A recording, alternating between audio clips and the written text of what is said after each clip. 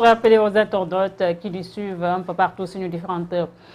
plateformes. Je suis avec Khadija Mahécor Diouf bu Pastef, maire aussi de Golf Sud. ñu amal waxtaan bu am solo par rapport ak voilà les besoins de leur fii suñu réew. Khadija, à présent ñu wax suñu dernière partie émission bi nga xam ne dañ ko jagleel politique cette fois-ci ñu waxtaanee par rapport ak législative yi nga xam ne mën nañu wax ne jàll na. gis neen victoire bi voilà mun nañu wax ne carrément c'est une victoire de l'opposition sénégalaise face à la machine Benno Bokk Yaakaar. Après ces législatives aussi gis neen aussi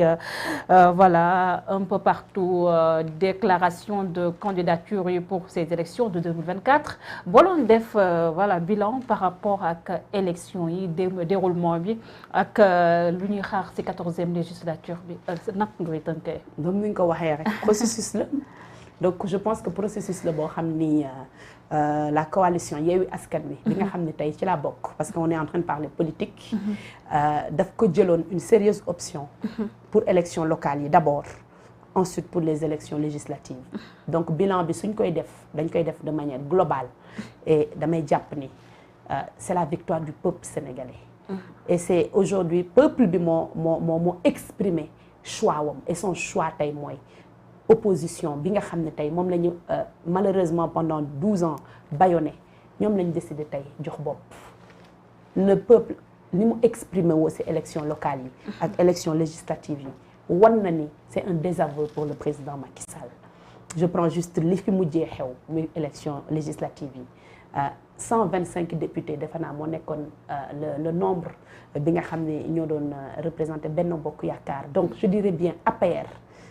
et son groupe Benno Bokk Yaakaar ils étaient à 125 et rien que APR amoon na plus de 83 bi ñuy xëccoo donc tey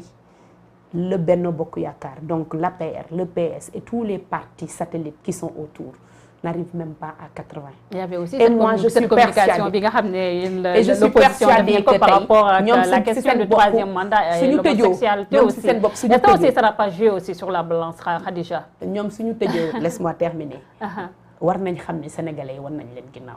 man c'est la première leçon que j'apprends de ces élections. Mais il y avait aussi cette communication autour de la candidature du président Macky Sall le troisième mandat bi ak li nga xam ne mooy l'homosexualité est-ce que loolu nekkul aussi lu peser sur la balance Khadija? tout pèse dans la balance kenn du jël benn paramètre di ko analyser li xew du ñaari paramètres yooyu kese bien que c'est important. aussi qu'on le dise ou pas c'est important mais c'est un désaveu sur une politique boo xam ne depuis 10 ans depuis 2012 ba 2022 10 ans la ñu sanctionné njàpp et aujourd'hui les Sénégalais ont dit non l'opposition sénégalaise avec les Sénégalais le peuple sénégalais ça c'est la victoire du peuple sénégalais c'est le peuple sénégalais moo net carrément que nous ne voulons plus de ce régime en exprimant leur voix dans les urnes. Mais taux d'abstention bi nga xam ne dafa ko forte naka nga koy analyser. C'est un taux d'abstention qui est d'habitude propre élection législative. Souvent les élections législatives ont un taux d'abstention bu gën a élevé donc loolu aussi c'est quelque chose qu'il faut analyser parce que y a des gens yoo nga xam ne aussi il faut pas que ñuy naxante ils ne croient plus aux politiques gëmatuñu politique parce que on a tellement été déçus depuis 2012 depuis 2000 toutes les politiques yi fi jaar il y a eu beaucoup de déceptions donc il y a un taux d'abstention boo xam ne mën nga ko analyser de cette forme mais man li may retenir tey te vraiment c'est en ça maintenant que je pense que la ñu war a réfléchir ñun politique yi mooy que les Sénégalais ont décidé de nous mettre dos à dos. Madame tey l'opposition. Finalement vous êtes dos à dos à l'Assemblée. Et c'est charmant parce que je pense que ce n'était pas le cas defe naa aux élections législatives passées.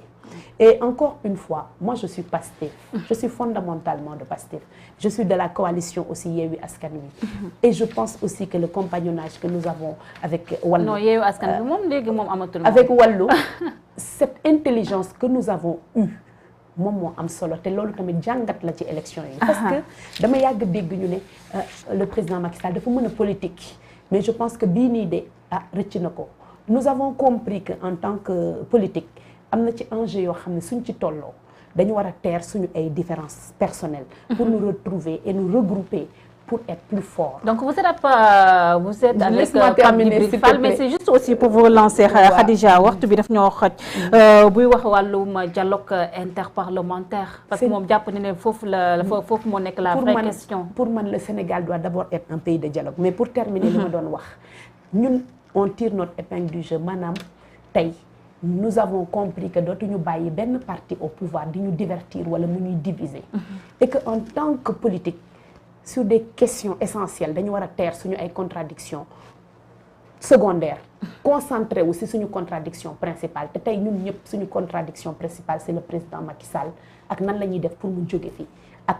lacune yi nga xam ne am na ko ak tous les problèmes qu'il a amené à ce pays ñun ñëpp nan la ñu dajaloowee pour mu kii et c'est cet esprit-là aujourd'hui que je salue et que nous magnifions et que nous voulons maintenir parce que li fiy jëlee ñii il faut être ensemble et il faut être fort loolu laa gëm te aujourd'hui on a une assemblée boo xam ne il y a pas une grande différence qui se dessine entre le pouvoir et l'opposition suñu bëggee dem tey jii mais ils sont majoritaires mais si ñu bëggee dem tey sur la majorité qualifiée ils ne peuvent pas avoir les voix engranger des voix mu nekk un vote mécanique loolu jóge na fi. mais déjà si biir non loolu c'est important. allez-y Khadija li ma lay expliquer dafa am solo. allez-y avant avec 125 députés. le président Macky Sall pouvait faire passer tout ce qu'il voulait. aujourd'hui le peuple nous oblige à discuter. et je pense que loolu la ñu war a jàng dans ce pays dans une démocratie normale man en tant que Pastef su ma nekkoon assemblée ma gis loo xam ne dafa baax dama koy voter su ma gisee loo xam ne même bu fekkee le président bu ma bokkal moo ko indi te baaxul du ma ko voter et un parlementaire aujourd'hui indépendamment de nos partis suñu excès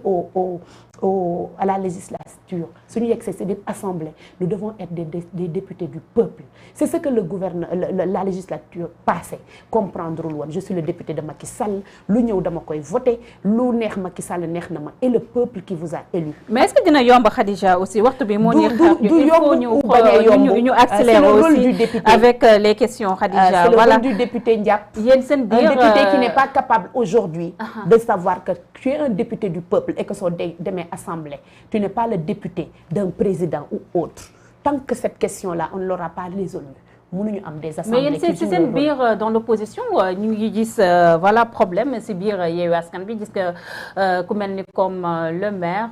de Guédiawaye Ahmed Aïdara voilà mu ngi xam ne moom d'accordul si choix bi nga xam ne porté nañ ko pour désigner ki nga xam ne mooy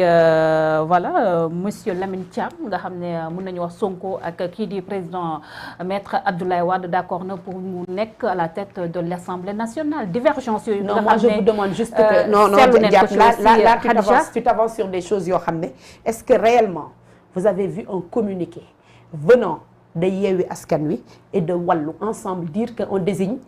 monsieur Thiam comme président ça moi je ne l'ai pas encore vu donc je ne peux pas épiloguer sur quelque chose boo xam ne c'est des suppositions mën nañu wax ne carrément il y a pas des communiqués voilà pour moi il y a des gens directement du bureau de Pastef ou bien de Wallu de PDS mais il y a des bruits de couloir qui courent par rapport à ça on ne peut pas épiloguer dessus ku mel ni comme Ahmed Aïdara nga xam ne mën nañu wax ne membre fondateur la si yéen la bokk carrément muy génn di wax par rapport à ça aussi bu amutoon Khadija aussi en politique il faut avoir des ambitions il a le droit d'avoir ses ambitions keneen ak keneen am na droit am ambition on ne peut pas dénier ça à quelqu'un mais ce que je ne cautionne pas et tey du ma génn fii di bàyyi ces choses là ñu koy wax mënuma ko nangu qu'on me dise que on a désigné tel non il a le droit moo ko wax aussi Khadija mais il a le droit d'avoir ses ambitions nekk ni koo xam ne aussi amul benn point bi je le salue au passage monsieur le maire de la ville de Guédiawaye honorable Ahmed Aïdara que je salue au passage qui est mon maire qui est le maire de la ville de Guédiawaye qui est aussi membre de Yewwi Askan Wi donc il y a le droit aujourd'hui d'avoir ses ambitions et pourquoi on ne pense pas aussi aux autres députés qui ne sont pas seulement des signataires qui ont le droit d'avoir des ambitions gis nga man li may wax toujours njàpp mooy dans un parti dans un mouvement ku ne am nga droit am ambition mais aujourd'hui balaa ñuy mën a wax wala ñu épiloguer man en tant que responsable damay gis un communiqué wala damay gis lu leer loo xam ne. donc il a été irresponsable loolu nga je ne le dis pas moi je parle pas de ça bul ma wax loolu ma waxul damay wax rek que ni nit ku nekk c'est normal tu es dans ton rôle damay wax rek nit ku nekk am nga droit am sa ambition kenn mënu la ko dindil mais man en tant que responsable du ma jàpp lu dul les directives ou les communiqués qui viennent du parti et des deux coalitions, de l'intercoalition. Et pour le moment, nous ne nous sommes pas encore prononcés. Donc, il y a des gens tapis dans l'ombre qui ont intérêt à diviser l'intercoalition Yewwi Wallu. C'est ça, on sait ce qui se passe dans ce pays. On est en train de faire de la diversion. Focus sur l'essentiel. Xam nga essentiel bi mooy lan? Nous sommes ensemble. Nous avons mis en place une stratégie gagnante et nous allons continuer à nous associer pour prendre les bonnes décisions parce que l'intérêt peuple bi fa la ne te loolu moo. Mais la politique aussi a ses réalités. Tu ko wax Wallu xam ne carrément c'est la famille libérale aussi, Khadija. Oui, on s'est mis ensemble pour dem aux élections avec une stratégie qui est encore une fois gagnante et man je me dis que c'est la seule voie qui vaille. On veut gagner contre Macky Sall.